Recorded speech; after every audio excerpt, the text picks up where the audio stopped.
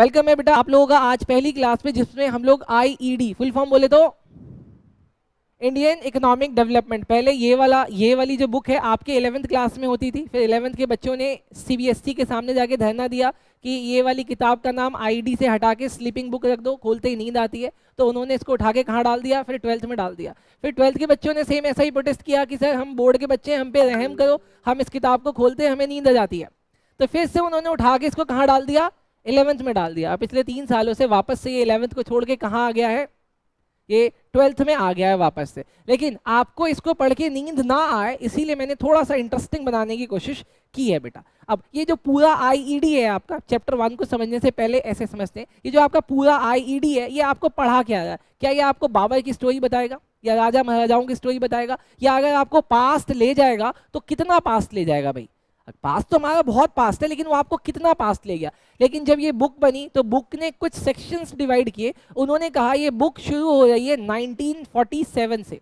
कहाँ से शुरू हुई? 1947 से। अब अगर ये बुक 1947 से शुरू हुई है तो 1947 में तो हम लोग आज़ाद हो गए थे, हमें फ्रीडम मिल गया था। लेकिन जिस दिन ब्रिटिशर्स हमें छोड़ के गए वो रात कहलाई, on the eve of independence. उस दिन हमारी कंडीशंस क्या थी? तो इस चीज को एक्सप्लेन किया गया है कि उस दिन उसके बाद से हमारा एग्रीकल्चर कैसा था, हमारा फॉरेन सेक्टर कैसा था, हमारा इंडस्ट्रियल सेक्टर कैसा था, हमारी डेमोग्राफिक कैसी थी, ये सारी चीजें एक्सप्लेन करी गई बेटा। फिर ये बुक ना थोड़ा सा आगे जाती है और आगे जाके एक्सप्लेन करती है, आगे जाके एक्सप्लेन करती है कि आखिर ऐसा क्या हो गया ब्रिटिशर्स के, ओए इधर देख बेटा, ब्रिटिशर्स के जाने के बाद तो इंडिया तो हमारा हो गया था। आखिर ऐसा क्या हो गया कि 1991 में देश के बिकने के आसार हो गए।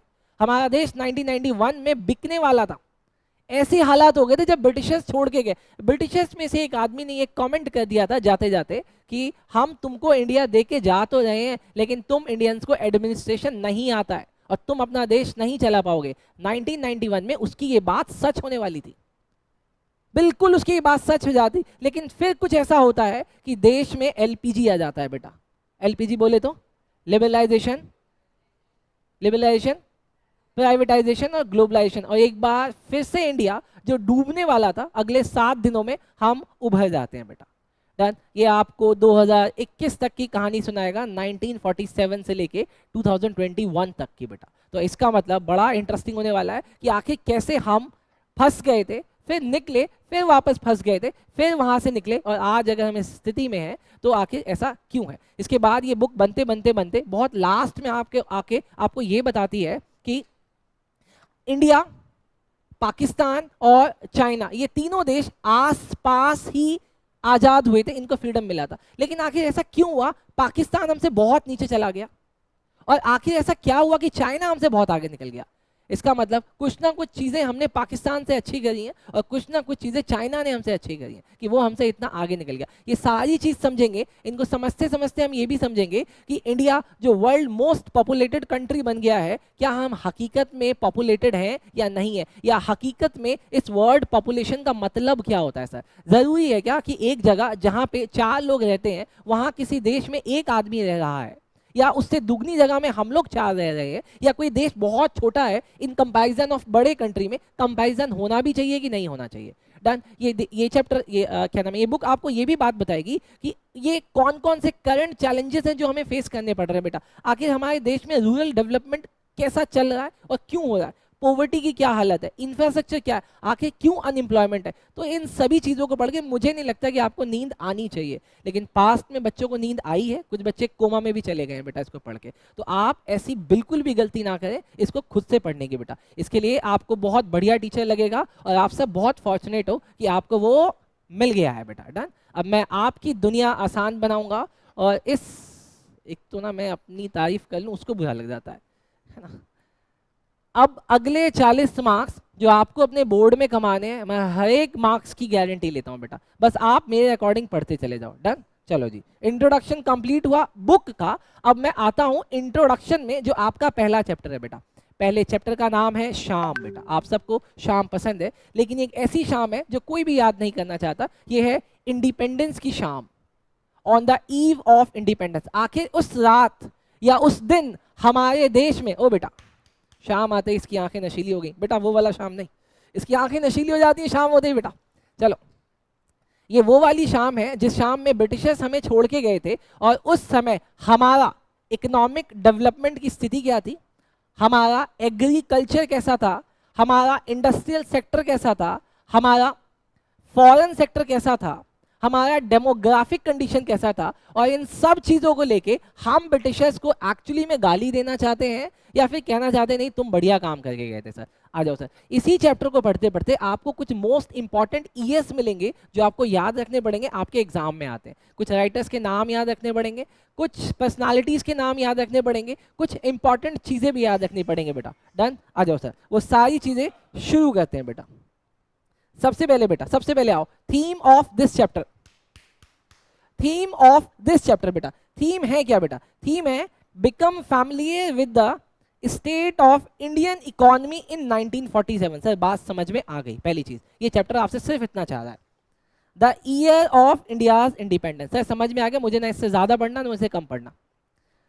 Understand the factor that led to the underdevelopment and stagnation of Indian economy। आखिर ऐसा क्या हुआ कि हमारा देश अंडर डेवलप्ड हो गया और रुक गई सब चीजें बेटा। स्टैग्नेशन का मतलब था हर चीज रुक जाना बेटा। डन। लेकिन जब मैं आपको ये चैप्टर पढ़ाऊंगा तो मैंने बिल्कुल और बिल्कुल एनसीईआरटी के अकॉर्डिंग अपने आप को बांट लिया है कि एनसीईआरटी ने अपने आप को कैसे सेक्शंस में बांटा हुआ है। वो सेक्शन सारे मैंने लिख दिए बेटा।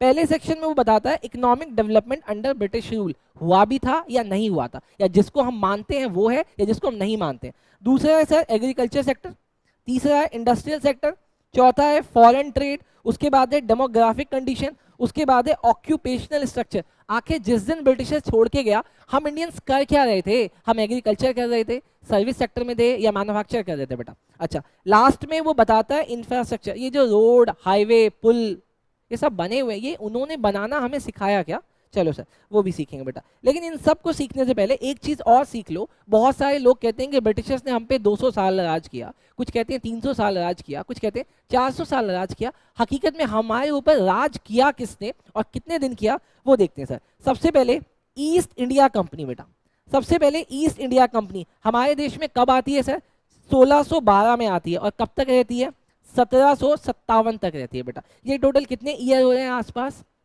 ये बेटा आसपास होते हैं 145 ईयर्स होते हैं बेटा, मतलब 150 साल के आसपास का ये समय रहता है जब कोई एक कंपनी इंडिया आती है, जब कोई कंपनी इंडिया आती है ईस्ट इंडिया कंपनी बेटा, औरंगजेब से परमिशन लेके, औरंगजेब से परमिशन लेके हमारे देश में आ जाती है और वो अपना बिजनेस स्टार्ट कर देती है बेटा।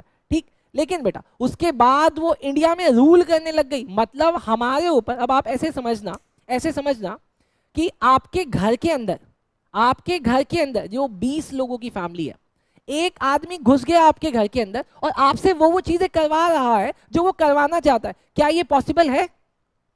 इमेजिन करो ना बेटा, आप एक जॉइंट फैमिली में रहते हो। अरे आप इमेजिन करो कि आप एक जॉइंट फैमिली में रहते हो जहां पे 20 लोग हैं। उस घर में एक दिन एक आदमी घुस गया और घुस के आप लोगों से वो करवा रहा है जो वो चाहता है। क्या ये हकीकत में एक्सेप्टेबल है? नहीं। लेकिन हमने इस चीज को सही बना दिया था बेटा। एक कंपनी ब्रिटिशर्स से इंडिया आती है और हम सब पे राज करने लग गई बेटा। देखो, कंपनी रूल इन इंडिया, मतलब हमारे ऊपर ब्रिटिशर्स ने रूल नहीं किया, हमारे ऊपर रूल किसने किया, एक कंपनी ने रूल किया। और वो भी कितने साल सर, 100 साल तक, 100 साल तक उसने हमारे ऊपर रूल किया बेटा। इसके बाद बेटा फिर हमारे ऊपर कौन रूल करता है, ब्रिटिश। मतलब सेक्शन डिवाइडेड है।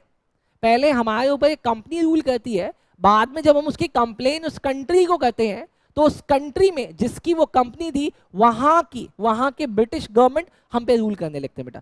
फिर 1858 से लेके 1947 तक बेटा, तो 100 ईयर यहाँ हुए और 100 ईयर्स यहाँ पे हुए बेटा। पहले 100 साल हमारे ऊपर एक कंपनी ने राज किया बेटा, उसके बाद अगले 100 साल हमारे ऊपर, उसके बाद बेटा 100 साल अगले 100 साल हमारे ऊपर किसने राज किया, ब्रिटिश ने किया। समझ में आया बेटा? लेकिन आखिर में वही होना होता है जो लिखा होता है बेटा। हमारा आज़ाद होना लिखा था और हम आज़ाद हो गए बेटा। कायदे से अगर हमें किसी से बदला लेना है ना तो हमें किससे बदला लेना चाहिए, ब्रिटिशर से। लेकिन हम हमेशा न्यूज़ में क्या किसको देखते रहते हैं, पाकिस्तान को। ये दुविधा है बेटा, जिससे हमें लड़ना है उससे हम लड़ नहीं रहे। क्या, छोड़ो बेटा, ये सब बात करूंगा तो चीज़ें पॉलिटिकल हो जाएंगी बेटा। लेकिन बेटा इस चैप्टर में इस चैप्टर में बहुत सारे ईयर्स हैं बेटा जो पर्टिकुलर अलग अलग अलग जगह पे डिवाइडेड है। मैंने उन सारे ईयर्स को आपके लिए एक जगह कर दिया है बेटा। जैसे कि अभी मेरे साथ इसको एमसीक्यू फॉर्म में आप लर्न करोगे, अभी आप मेरे साथ इनको एमसीक्यू के फॉर्म में लर्न करोगे, फिर मैं अभी आपसे पूछूंगा। सबसे पहला सर 1793 में क्या हुआ था? 1793 में अभी आपको नहीं पता कि जमींदारी सिस्टम क्या होता है, अभी नहीं पता, लेकिन अभी आपको लर्न कर लेना sir. Zamindari system was introduced by Cornwallis. Sir याद हुआ? 1793 में कॉर्नवालिस ने हमारे देश में जमींदारी सिस्टम लगा दिया था। सर क्या होता है आगे पढ़ेंगे। दूसरा सर 1850 में क्या हुआ था? ब्रिटिश ने इंट्रोड्यूस कर दिया इंडिया में किसको? रेलवे को। आपको 2 ईयर याद हो गया बेटा। तीसरा 1854 में क्या हुआ बेटा? अरे देखो ना सर, 1854 में क्या हुआ? First railway bridge linking Bombay with Thane, Bombay को थाने से मिलाने के लिए पहली रेल चली। एक मिनट बेटा, 1850 में ब्रिटिशर्स ने रेलवे इंट्रोड्यूस कर दी, लेकिन वो पहली रेलवे चली कब? 1854 में बेटा। हाँ जी बेटा बहुत बढ़िया, बच्ची को किलोमीटर भी याद है बेटा। 1869 में आ गया स्वेज कैनाल। इसका क्या काम था? इसका क्या काम था? है तो इसके बहुत सारे काम, लेकिन आपको भी बस इतना सा याद रखना है कि इंडिया से ट्रेड करने के लिए इसको बनाया गया था। अभी मैं आगे बहुत सारी चीजें एक्सप्लेन करूंगा, लेकिन अभी आपको इतना याद रखना है बेटा। आगे सर 1881 में क्या हुआ? पहली बार हमारे देश में सेंसस हुआ बेटा। हमारी गिनतियां हुई 1 2 3 4 इस तरीके से। Done sir. उसके बाद से 1907 कौन सा ईयर है और इसको क्यों याद रखना है? सर अभी इंडिया में क्या आया था? टिस्को आया था बेटा। टिस्को की full form Tata iron steel company बेटा। 1921 में क्या हुआ? काउंटिंग हुई, लेकिन वो दोबारा से हुई बेटा, सेकंड स्टेज। बताऊंगा कि इसमें क्या फर्क था 1881 में और 1921 में, क्या फर्क था। हाँ ईयर ऑफ ग्रेट डिवाइड भी बोला गया बेटा इसको।